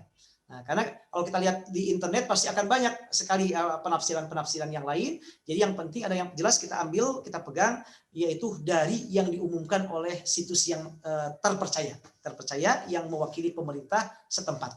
Nah, tapi kalau sekali lagi, kalau memang situs pemerintah setempat mengatakan mayoritasnya ateis, sebagaimana di negara-negara yang lain juga, maka hukumnya menjadi berubah. menjadi tidak diperbolehkan lagi karena bukan ahlul kitab. Yang dibolehkan adalah ahlul kitab. Nah, ini yang pertama. Yang kedua berkaitan dengan undangan seperti tadi. Nah, ini hadirin yang berbahagia, agama kita agama yang penuh kasih sayang, agama yang sangat luar biasa. Allah Subhanahu wa taala berfirman dalam surah Al-Mumtahanah, "La yanhaakumullahu 'anil ladzina lam yuqatilukum fid din wa lam yukhrijukum min diyarikum an tabarruhum wa tuqsitu ilaihim." Bahwa Allah tidak melarang kita dengan orang-orang yang bukan seagama dengan kita, orang-orang non-muslim. Nah, selama mereka tidak memerangi kita secara fisik, tidak mengusir kita dari negara kita, untuk tetap berbuat baik dengan mereka. Berbuat baik dengan mereka. Artinya kita perlu berbuat baik dengan mereka. Kemudian juga senyum dengan mereka, berbalas kebaikan. Adapun masalah akidah, itu hak prerogatif Allah. Jangankan kita, Nabi Muhammad aja tidak punya hak itu. Allah berfirman, "Innaka la tahdi man ahbabta, walakinna Allah yahdi man yasha." Wahai Nabi Muhammad, Anda tidak bisa memberikan hidayah kepada orang yang kamu cintai. Abu Thalib, paman Anda yang Anda cintai luar biasa, yang sampai membela Islam luar biasa, nggak bisa, karena hidayah itu hak milik Allah. Namun dalam bermuamalah kita dengan siapa saja, agama kita menganjurkan, bahkan memerintahkan, harus berbuat baik dengan siapapun juga. Jangankan dengan manusia yang Allah berfirman dalam Al-Quran, "Walaqad karramna bani Adam." Sungguh kami memuliakan manusia. Manusia ini agamanya apa saja. Bukan begini, karramna muslimin, bukan. Bukan hanya memuliakan orang muslim, tentu Allah lebih muliakan orang Islam, tentu. Tapi dalam ayat yang lain Allah memuliakan bani Adam, Allah memuliakan manusia. Artinya apapun agamanya. Nah, jangankan dengan manusia, dengan hewan saja. Kita berbuat baik dengan hewan bisa membuat seseorang masuk ke surga. Bisa menjadi tiket ke surga. Sebaliknya jahat dengan hewan bisa menjadi tiket ke neraka. Nah, seorang perempuan yang rajin ibadahnya, rajin luar biasanya, tapi mau mengurung seekor kucing sampai mati, neraka. Nah, jika dengan hewan aja demikian, apalagi dengan manusia, apapun agamanya. Maka sekali lagi yang pertama adalah kita seorang muslim hendaknya tetap berbuat baik dengan siapa saja, dengan apapun agamanya, bahkan sekalipun tidak beragama sekali. Dalam Al-Baqarah Allah mengatakan, "Wa qulu linnasi husna." Berkatalah kepada manusia, bukan hanya kepada orang Islam, kepada manusia apapun agamanya dengan perkataan yang baik. Maka tidak boleh kita menghinanya, mencibirnya, ataupun memojokkan, nggak boleh. Bahkan ayat yang lain, jangan sampai karena kebencian kepada satu kaum, kata Allah, kita tidak berlaku adil. Ya, tidak berbolehkan juga. Artinya bahwa kita berbuat baik dengan siapapun juga. Termasuk dengan ketika kita diundang oleh saudara kita yang misalnya teman kita yang non-muslim, maka kita datang. Nah, lalu sekarang masalahnya, bagaimana kalau seandainya hukumnya? Apakah makanannya tersebut boleh kita makan dari piringnya atau bagaimana? Dalam hal ini kita bisa memilih. Namun jika seandainya Pak Toha memakan pun tidak ada masalah. Tidak ada masalah. Kenapa demikian? Karena para ulama berbeda pendapat tentang najisnya anjing dan najisnya babi. Apakah najis anjing dan najis babi itu mughalladhah seperti Imam Syafi'i atau tidak? Bahkan dalam mazhab Al-Imam Malik radhiyallahu taala anhu, beliau mengatakan dalam mazhab Maliki, anjing, baik air liurnya atau apa saja, termasuk babi, ketika dia hidup suci, tidak najis. Jadi kalau seandainya tangan kita basah memegang anjing, tangan kita basah memegang babinya masih hidup, suci. Artinya kita langsung sholat gak apa-apa. Tapi dalam mazhab Syafi'i, ini luar biasa. Hati-hati. Kalau salah satunya berarti kita adalah basah, atau misalnya anjing yang basah, atau badan kita yang basah, ada dua-duanya basah, najisnya najis mughalladhah, maka untuk mensucikannya cuci 7 kali, salah satunya dengan tanah. Termasuk piring yang dipakai yang berkaitan sentuhan dengan daging babi, dengan daging anjing, harus demikian. Sementara mazhab yang lain yang mengatakan bahwa anjing itu juga najis, berbeda pendapat tentang apakah cara mencucikannya, ia termasuk mughalladhah atau tidak. Yang lain mengatakan dicuci 7 kali bukan harus, tapi sebaiknya saja. Nanti kalau dicuci 1 kali dan sudah hilang najisnya, udah bersih, gak ada masalah. Apalagi kasih sabun, udah bersih. Nah, ketika kita menghadapi masalah ini, maka kita hormati semua berdasarkan ayat Al-Quran Sunnah. Karena keluar dari para ulama yang kompeten di bidangnya. Maka kita bisa memilih. Pak Toha boleh mengambil yang satu. Saya ingin berpegang dengan mazhab Syafi'i saya. Artinya saya tidak boleh menyentuh piring itu karena kita yakin piring tersebut pernah kena juga dengan daging babi, dan juga daging babinya adalah belum dicuci, piringnya 7 kali dengan tanah. Jadi saya mohon maaf gak makan dengan piring itu, saya membawa piring dari rumah sendiri, silakan.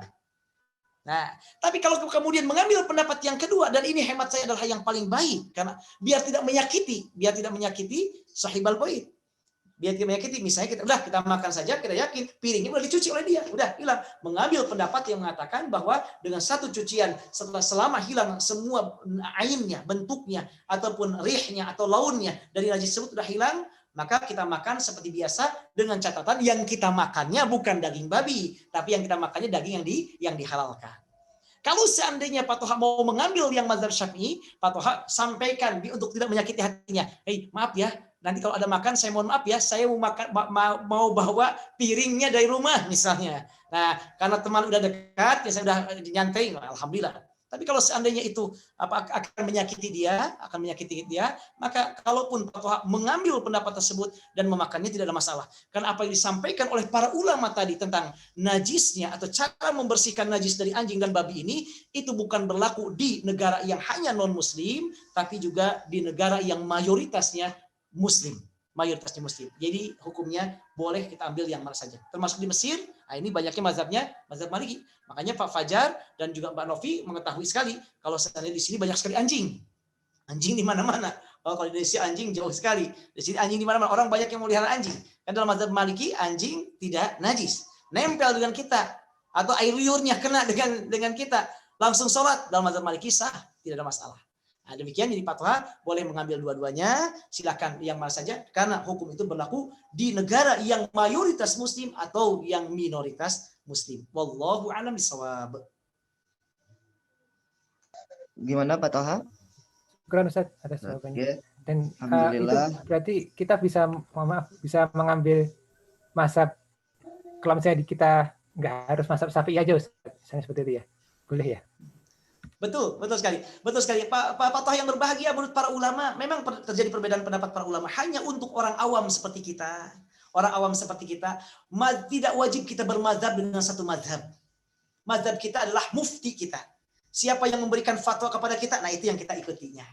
Nah, adapun kita bermazhab dengan satu mazhab adalah untuk yang mereka belajar, misalnya kayak saya belajar di Al-Azhar, mazhab Syafi'i, kita pelajari. Biar kita mengetahui detail tentang kenapa demikian manhajnya, biar kita tidak bercampur dengan yang lain, baru nanti studi perbandingan. Nah, untuk yang sedang belajar fikih atau belajar usul fikih, baru kita mengambil mazhab untuk kelancaran dalam studi kita.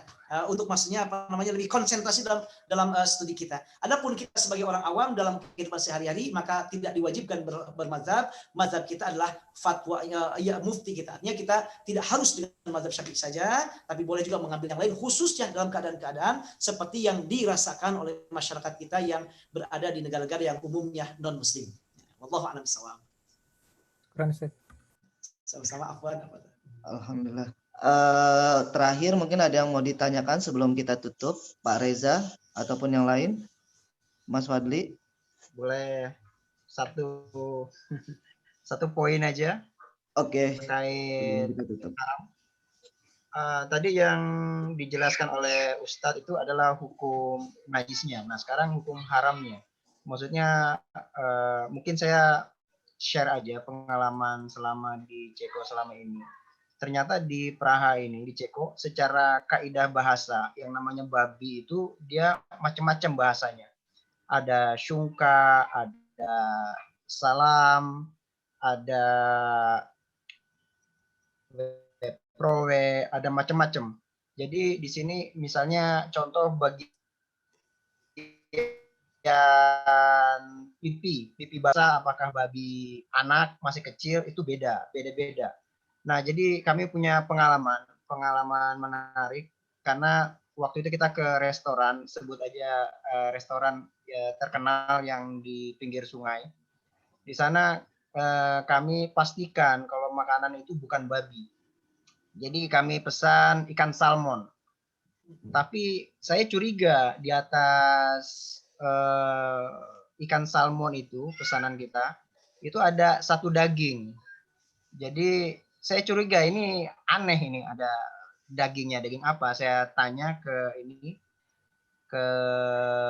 pelayannya, ini daging apa? Oh, ini saya tanya apakah ini daging babi? Bukan, ini bukan daging babi. Aha. Terus saya tanya lagi, apakah ini daging salam? salami. Oh, bukan. Terus dia jelasin dalam bahasa Inggris, kalau ini adalah daging khusus dari bayi babi yang masih kecil. Jadi ya tetap ini daging yang haram kalau secara hukum Islam, mau dia babinya udah gede, mau dia babinya masih bayi, yaitu tetap sama-sama haram.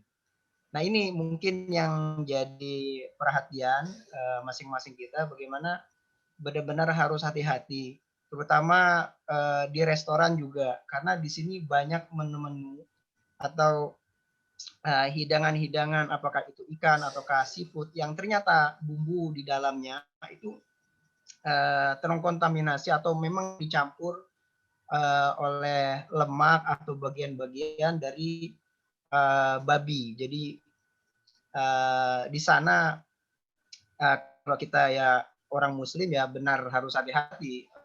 Artinya benar yakinkan ketika kita ke restoran di sana, yang aman itu memang cari restoran yang tidak menghidangkan hidangan babi, karena kemungkinan besar, karena secara harga daging babi itu murah sekali di sini, dan secara rasa itu dia bisa masuk dipakai untuk bumbu di mana aja, apakah di hidangan yang digoreng, ataukah yang dikukus, atau hidangan-hidangan yang lainnya. Bumbu atau lemak babi ini memang terasa enak di lidah jadinya. Ya memang benar mesti harus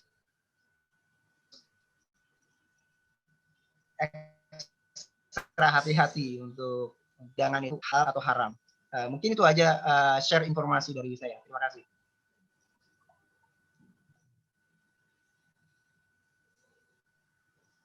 Ya.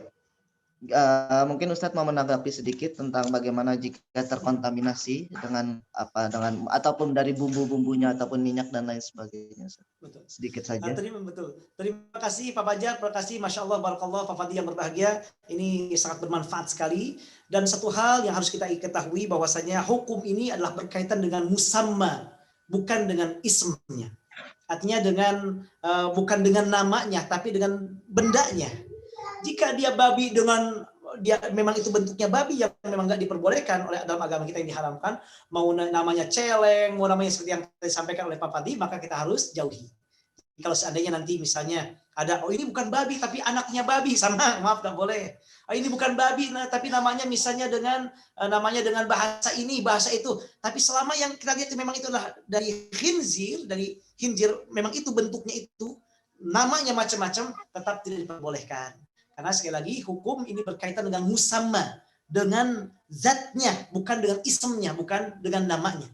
Di nama apapun selama memang yang diberi namanya itu, yaitu babi tersebut, maka tetap diperbolehkan. Pun demikian kalau seandainya misalnya dicampur dengan bumbu-bumbu tersebut ataupun daging-daging yang ada babinya, tentu ini tidak diperbolehkan juga.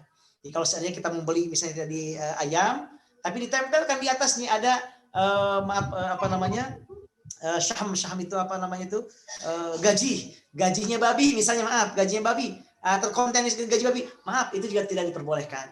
Karena meskipun Allah mengatakan dalam Al-Quran, hurimat alaikumul maitatu wadam walahmul khinzir, disebutnya daging babi, bukan berarti bukan selain daging babi boleh. Berarti kan yang diharamkan daging babinya. Berarti kalau dia lemaknya boleh, kalau dia tulangnya boleh. Oh enggak. Kata ulama, tetap semua babi adalah haram. Hanya yang Allah menyebutkan si dagingnya, memang umumnya yang dimakan dagingnya.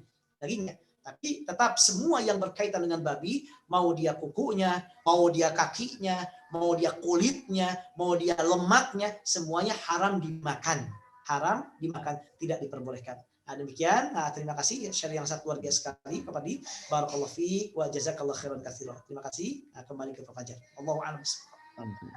Alhamdulillah, terima kasih Ustadz. Nih kelebihan 10 menit, tapi topik yang menarik, sangat menarik hari ini tentang bagaimana supaya tidak ada keraguan-keraguan dari diri kita sendiri jika tadi kita diundang ataupun diundang oleh kawan-kawan kita yang non-Muslim. Juga kebetulan di sini memang mayoritas juga non Muslim gitu, ada kawan-kawan dari Hindu dan lain sebagainya, dari Kristiani dan lain sebagainya, dan juga memang untuk menemukan restoran halal di Ceko ini tidaklah banyak gitu, dan untuk mencari daging halal juga tidak juga banyak di Ceko gitu. Nah, kalau mudah-mudahan dari teman-teman keluarga di Ceko ini tidak ada keraguan lagi untuk misalnya untuk makan apa, karena ada pertimbangan gitu, ataupun mengambil mazhab mana ataupun mengganti mazhab ketika mereka sedang berada di mana gitu.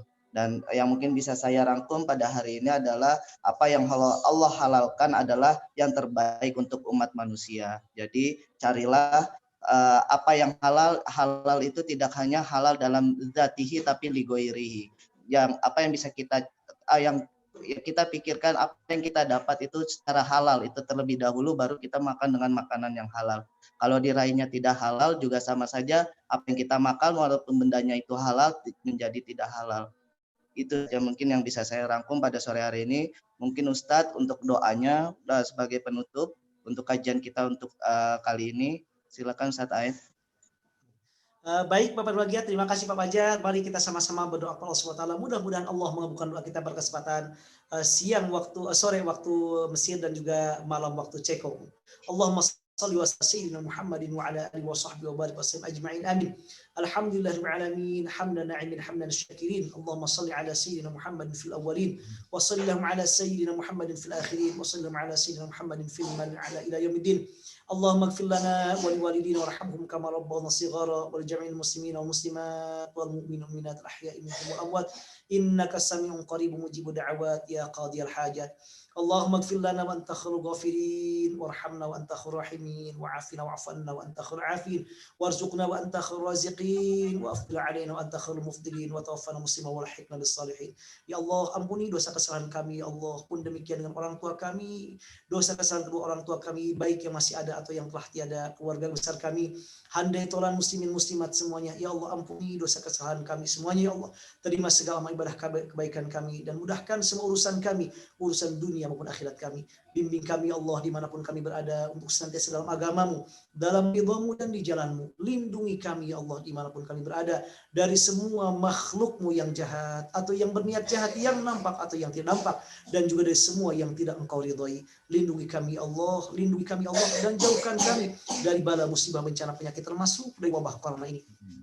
Berikan keistiqomahan kepada kami Allah dalam menjalankan agamamu, dalam menjalankan semua titahmu, dan menjauhi semua laranganmu. Dan berikan kekuatan pada kami ya Allah untuk senantiasa lebih banyak berzikir dan menyebut namamu ya Allah, lebih banyak juga mensyukuri nikmat-nikmat yang telah engkau berikan pada kami, dan juga untuk agar dapat beribadah lebih baik lagi kepadamu ya Allah ya Rabbal alamin.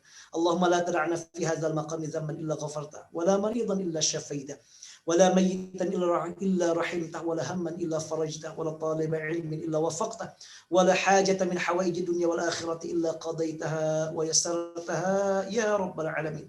اللهم اجعل جمعنا هذا جمعا مرحوما وتفرقنا من بعده تفرقا معصوما ولا تجعل فينا ولا منا ولا معنا شقيا ولا محروما. اللهم ربنا آتنا في الدنيا حسنة وفي الآخرة حسنة وقنا عذاب النار. وصلى الله على سيدنا محمد وعلى آله وصحبه وبارك وسلم. سبحان ربك رب العزة عما يصفون وسلام على المرسلين والحمد لله رب العالمين. Alhamdulillahirrahmanirrahim. Syukran Ustaz atas waktunya Ustaz Aib. Mudah-mudahan lain waktu kita bisa melanjutkan kembali kajiannya yang nanti insya Allah dijadwalkan. Mas Toha ada yang mau disampaikan kepada Ustaz Aib? Jazakallah Ustaz.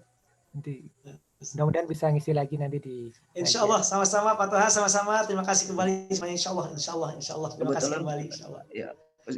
Pak Toha ini sebagai ketua pengajian Praha Ustaz Aib. Allahu Akbar, alhamdulillah, masya Allah, ahlan wa sahlan, ahlan, masya Allah, barakallah fiik, insya Allah, alhamdulillah, barakallah, alhamdulillah. Baik, oke. Ya Ustaz, silakan Pak Toha. Enggak Ustaz, sebagai itu aja. Bareng-bareng kita saling silaturahim di sini. Baik, oke. Mari kita tutup pengajian kali ini dengan membaca doa kafaratul majelis. Subhanaka Allahumma Subhanakallahumma wa wa bihamdika asyhadu an la ilaha illa anta astaghfiruka wa atubu ilaik. Terima kasih Ustaz Aib atas waktunya. Sehat selalu. Assalamualaikum warahmatullahi wabarakatuh. Waalaikumsalam warahmatullahi wabarakatuh. Terima kasih Pak Fajar, terima kasih Bapak Ibu sekalian. Jazakallahu khairan. Mohon izin. Wassalamualaikum warahmatullahi wabarakatuh. Waalaikumsalam warahmatullahi wabarakatuh.